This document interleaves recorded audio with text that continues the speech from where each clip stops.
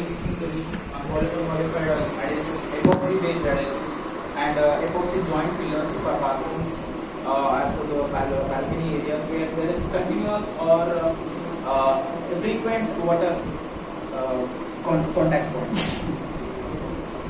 And there comes admixtures. I think there has been a presentation on admixtures by our national head. So we do cater all kind of admixture, right from basic PC based to high rise high flow SCC concrete admixtures. There comes concrete repair. This has been a major major product portfolio which we are growing in our company. So we have concrete repair products right from micro jacketing, the frequent one which people may come up, micro jacketing, steel plate jacketing, and recently we have come up since when we go with the column retrofitting, we generally take care of micro jacketing, so which we are just enlarging the column surface. So because we need to repair motors, concrete repair generally of increasing the load capacity of the structure or the column or the member. If you are we have two types. One type is enlarging the column surface, or the next method is carbon wrapping. So which is a very how do you call that?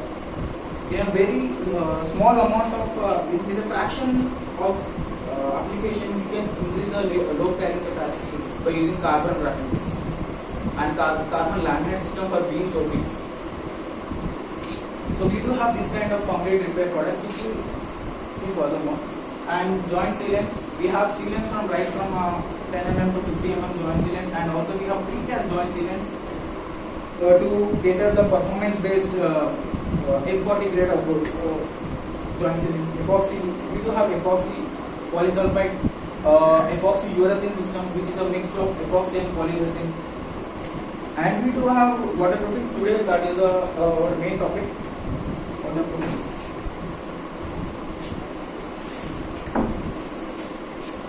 So next, in the next slide, I will be explaining about where are the most applicable areas and where are the most critical areas of waterproofing.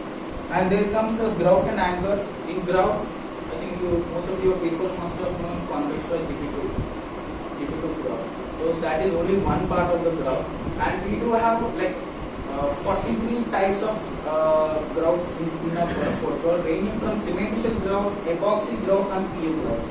And every grout is having its own differentiators. And also we do make custom formulation for grouts with respect to the client's requirement. In fact, if you take in a grout portfolio, we have 3 products which are exclusively made for them. So because based on their requirement, we have formulated. And we do take such kind of tailor-made formulations, tailor-made product approvals for client requirements. And the anchors are we do have chemical injection anchors, we do call it as a four-stroke injection technology, named by Lockfix. I think many people would have known Lockset T and the Lockset S. So we have formulated furthermore. So Lockset T and S are manual mix, but we bought a gun grade epoxy based chemical anchors, injection. Basically, I don't want to call it as chemical anchors, I wanted to call it as injection mortars. And comes the cement adhesive. These are exclusively for cement industries where we wanted to increase the fineness of cement or the strength of cement by adding some different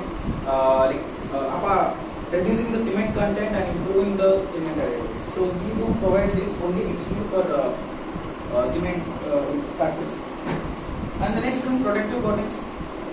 Protective coatings in terms of I'll just talk with respect to building residential part. See, we do have generally for external wall surfaces, we have acrylic paints or elastomeric paints, which they only make the surface look good or glossy. But what happens if there is a plaster crack? because of that there is a crack on your external walls, which may create some dampness on your internal walls. So what kind of treatment are you going to do? So that is the reason we have come up with a paint cum waterproofing technology that is known as acrylic elastomeric paint waterproof. So we do have in protective coatings exclusively for residential part, and This coating is using wall or slab? all external walls. And it is having crack bridging capacity, so that when there is any plastic cracks plastic cracks with in the range of less than 2 mm, it is going to self-heal. So you don't need to, when there is a heavy rain, there is no damage inside. And also main part, like when you go with the ACC block or brick wall construction type, you see all the beam and brick wall joint as a main source of water entry point. If it is an external wall, that is a major point. So how do you cater it? By using this proper sequence. Joint series. Yeah, joint sequence. Why? Because that definitely you are going to leave at least 30 mm or 20 mm of joint sequence. We have number of types. We have cementitious joints, we have polyurethane joints, we have epoxy based sealants, polysulfates. Chala types based on their requirement. Some because we give joint sealants for runways, airport runways, because to handle such kind of heavy abrasion resistance, we need a flexible joint. For building, we don't need flexible joint. We only need a rigid joint for beam and block joint. And then comes the industrial floorings. In industrial floorings, major part. That coating in external walls. Yeah. We apply this coating and over this we will apply the paints or on No, this it coating. itself is a paint. It comes in a three shades. One is white, medium white, and dark. So if you wanted to go with a dark shade in external one, you will take this dark. So you just need to go to paint shop and add some tinctures, color tinctures on it. It's a paint from waterproof. So you don't need to go as an external. Don't need to go for another paint. Yeah, you can save the cost of painting there. Like it's a 2-in-1 product.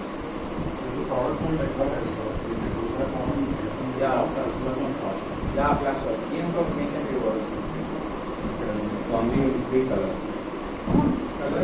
Base, I'm saying. See, even if you go for paint also, there are only base. They will be adding color tinctures to it in the paint shop. So you can go with any color. We can help you. That won't be a problem.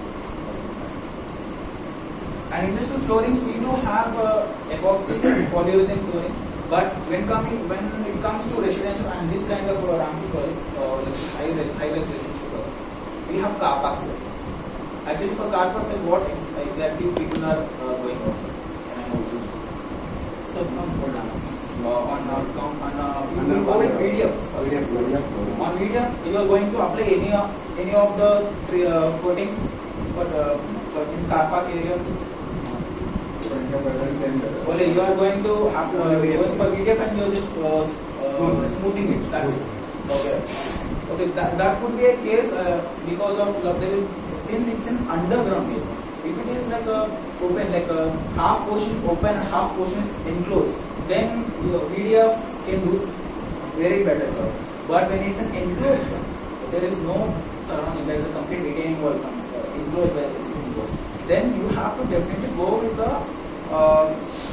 epoxy based car park coatings or glue based car park coatings, because when you go lay VDF and you go with concrete finishing, for some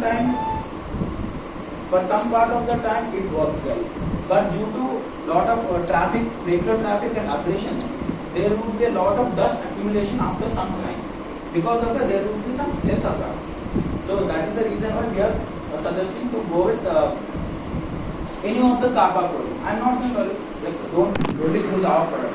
Please use a product which is epoxy or PU based, so that your lifespan or the maintenance cost will drastically go down. You don't need to. So this is all about the car park, and we have a number of products and flooring which is exclusively for industrial. But for residential we have only this. So this is our major portfolio, and we both handle all the segments. So if you have any doubt, you can just question us right in between the meeting itself. So today I wanted to take the presentation in this way. I will be just posting you some questionnaire like how exactly people are working on. See, I think many of you people have used Fosroc products. Yes. Yes. Or you may be using some different kind of branded waterproofing. I don't mind, but I just wanted to understand what kind of exactly the pain you are going through, and I will also explaining you what should be the critical points you have to take.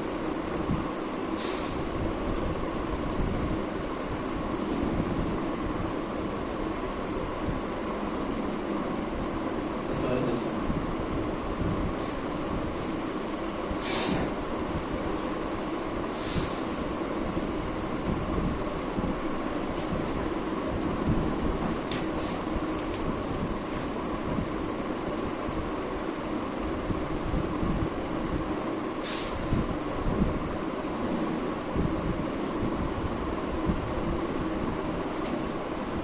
So this is like a kind of flow chart where exactly the waterproofing goes in. And also see, I don't say that only waterproofing is only necessary. With waterproofing there are a lot of ancillary products like grouts which goes into picture and anchors also goes. So it's a combination of every system. So right from basement, water sumps, UG sumps or rainwater sumps, solid waste management tanks, fire water tanks which are underground, and swimming pools which are coming either on the soil or on the podium level or in the terrace. I think some type of clubhouse will also host about having a swimming pool at the fifth floor, the top of the terrace. So it is a very challenging job actually. When you are going to have your swimming pool at the top level. Yeah. See, when you are having your pool areas or any water body tank areas which are inside the concrete RCC structure encased, so that would be a very critical point to protect at the joints. I am not saying it is everywhere, at the joints. So you have like, as an engineer, you have execution engineers, you have to take care your joint has been treated properly and the goings are perfect. Then there is no leakage at all. Because it's very simple to understand that if the concreting is if all the goings and the protection layer is so good, there is no need of waterproofing. So these are sometimes for retaining walls, toilets, terrace, balcony areas, and overhead tanks. So these are the major photos. Today we will be talking about pools, toilets, roof, tanks, and podiums. And as I think this slide, you people must have already known. So these are the major sources of water entry points.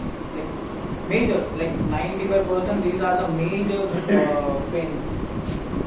When you can restrict all this one, your job is 100% done.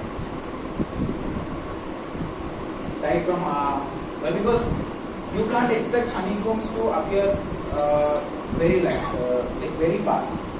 Sometimes because of some shuttering issue or boom place or vibration issue, you may find honeycombs by removing the shuttering. These cracks. See, as everyone know the concept of shrinkage cracks. Because of heat of hydration in the concrete, if it is not properly, there is a bit of less water content, you will definitely find a shrinkage crack. And also plastic cracks are very evident nowadays. How do you treat these kind of cracks is also very important part. Either you are going with cementitious one or you are going with the epoxy based injection system for your treating the cracks. Or if your crack is at the thyroid hole or in the starter joint of column starter joint or the draft or retaining column starter joint, like these cracks can be highly susceptible for water entry points. If there is a continuous gushing of water, because if the project is in a high water table level, how do you treat these cracks will also plays an important. For every crack there is it is not only a solution, for having a cementitious injection grout. When there is a high gushing of water, we will be going only with PU-based water, PU-based grouts, injection grouts. Why? Because PU-based injection grouts will only stop the high gushing of water because of its chemical nature. And as you know, the joints, the construction joints, isolation joints, or the control joints, where we have to treat it very, very carefully.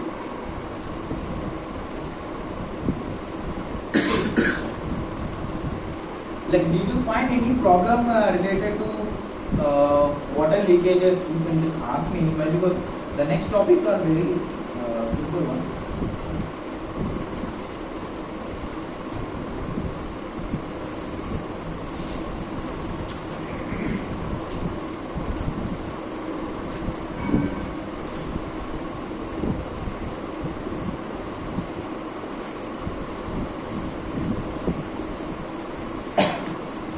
Now we start with the podium waterproofing. Can anyone tell me, like, what are the different type of elements which comes in podium? Elements like planet box, pool board, water body areas, hardscape, landscape. These all comes in. These are the elements. These are the elements where we have to protect. So, like, as per you, I just wanted to understand from you people, like, what is the one main thing, like not one, what are the multiple things where you need to focus on making your podium watertight?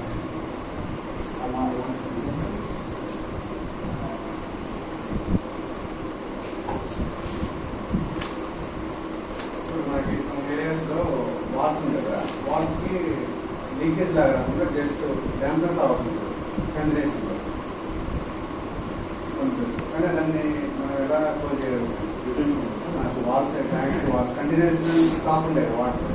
అక్కడ కొన్ని ప్లేసుల్లో అంటే leakage లాగా tracks వచ్చేసి continue వస్తే మనం ప్రతి coding team coding అని కొన్ని ప్లేసులలో స్లాబ్ అయినా కానీ వాల్స్ అయినా కానీ ఎలా వస్తుంది డ్యామేజ్ వచ్చేసి కంటిన్యూస్ ఉంటుంది.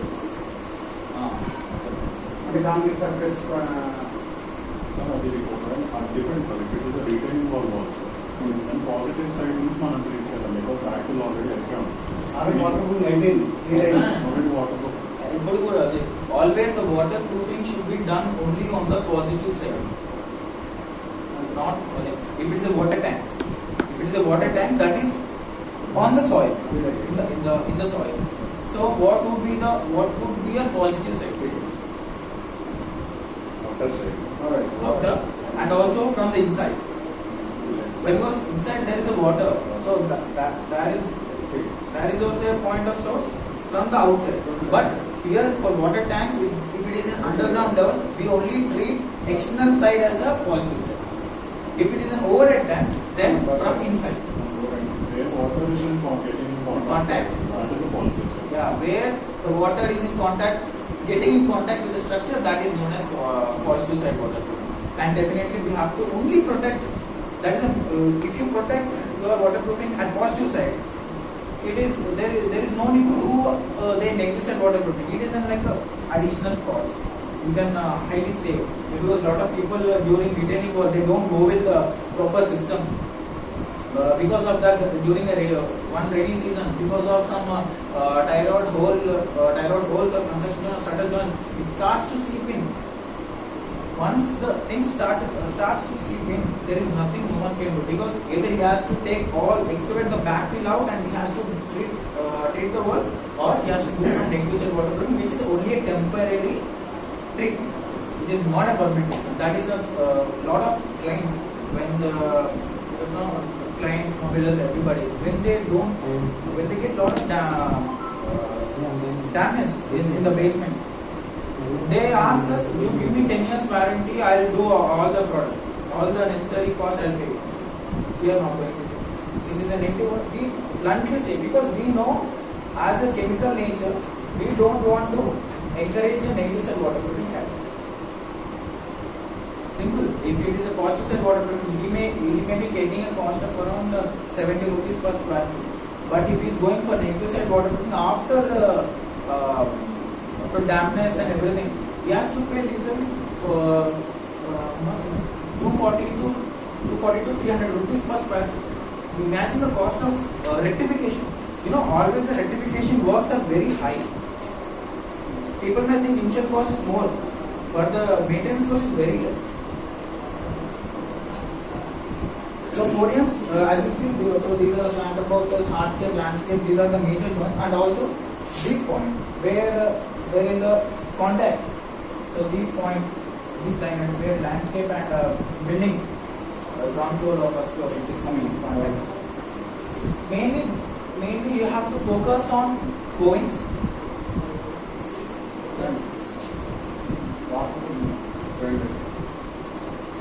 Mainly you have to focus on coins, because there can be a very highly susceptible water entry point in case of podium size.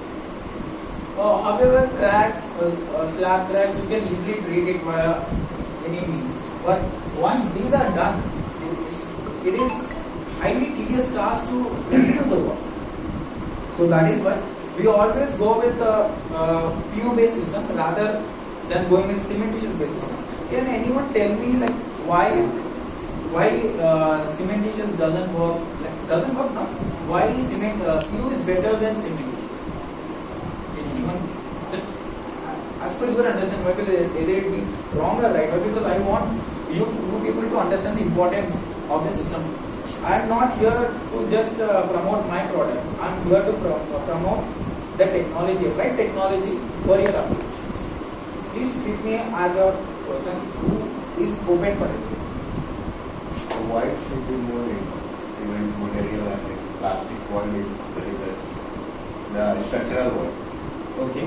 That's the one thing I. Okay. So cementitious, there is having lot of pores. Yeah, many courses there, so white is more and in EU what is done in same material. Okay. Any other? But